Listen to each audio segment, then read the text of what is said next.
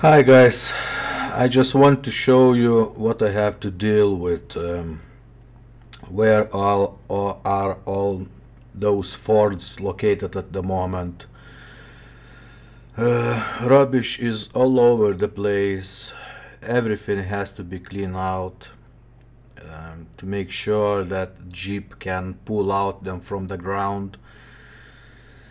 Oh my god, chickens, geese. Here is another, here is one console and here is another one. And just look around. And this elderly man won't accept my help. I offered him 4 lads to help him to clean out the place, and he's so stubborn, and he won't accept my help. So the situation is pretty bad.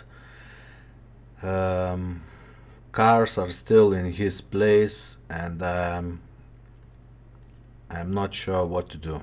So sorry once again, guys. I 100% will never do this again. I will never list cars too early until the cars will be in my yard.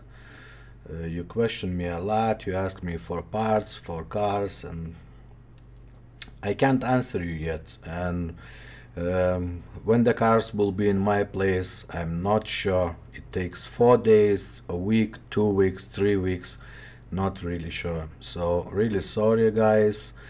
I will update you once again when the cars will be in my place. Okay, cheers.